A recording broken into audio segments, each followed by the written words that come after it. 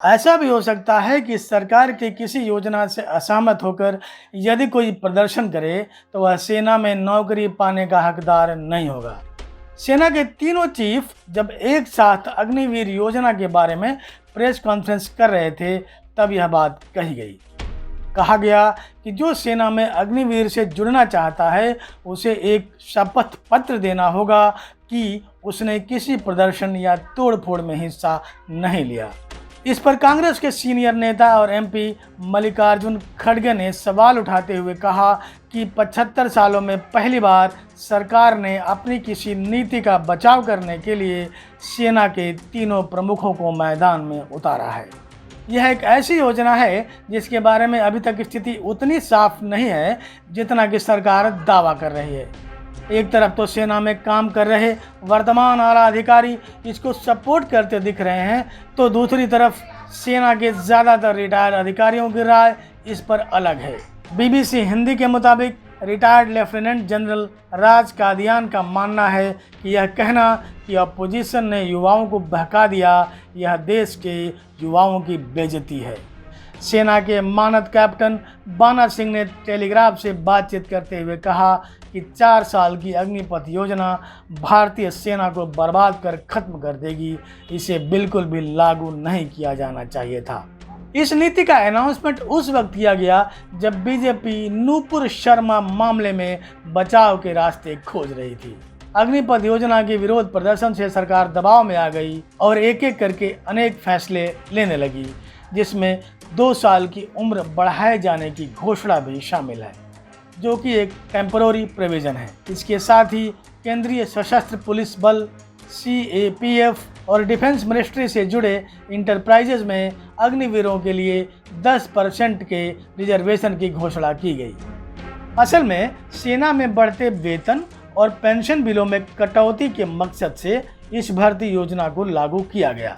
मोदी सरकार के कार्यकाल में एक सामान्य धारणा बनी है कि यह सरकार सरकारी नौकरियां युवाओं को देने के प्रति उदासीन है और सरकार यह मानती है कि पढ़े लिखे युवा पकौड़े तल कर भी जीविका चला सकते हैं। इस सरकार ने अपने पहले कार्यकाल के अंत में चुनाव से ठीक पहले रेलवे में लगभग 1 लाख नौकरियों की घोषणा की, जिसे अब तक परवान नहीं चढ़ाया जा सका।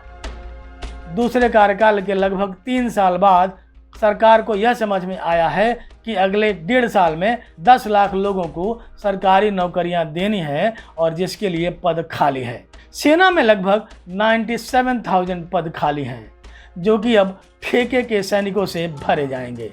ऐसा कहा जा रहा है कि सेना में 68% इक्विपमेंट पुराने हैं और 2021-22 में डिफेंस बजट का 54% केवल सैलरी और पेंशन में खर्च हुआ, इसलिए जो पैसे बचेंगे उससे सेना का मॉडर्नाइजेशन होगा। इंडियन एक्सप्रेस की रिपोर्ट बताती है कि पूर्व सैनिकों के लिए नौकरियों का कोटा अभी तक पूरा नहीं हो पा रहा है। डिफेंस मंत्रालय के सैनिक कल्याण विभाग के आंकड़ों के मुताबिक पूर्व सैनिकों ने केंद्र सरकार के विभागों में ग्रुप C में 10% और ग्रुप D के 20% पदों पर नौकरी मिलनी चाहिए थी, लेकिन उन्हें केवल 1.29% और 2.66% ही नौकरी मिली है। इसी बीच वायुसेना ने अग्निवीरों के लिए वैकेंसी की प्रक्रिया शुरू कर दी है। एयरफोर्स ने नियुक्ति से संबंधित सारी कंडीशंस अपने वेबसाइट पर अपलोड कर दिया है। उद्योगपति आनंद महिंद्रा ने ट्वीट करके अग्निवीरों को काम देने का ऐलान किया, तो नौसेना के पूर्व चीफ अरुण प्रकाश ने आनंद महिंद्रा से सवाल किया कि इस नई स्कीम का इंतजार क्यों?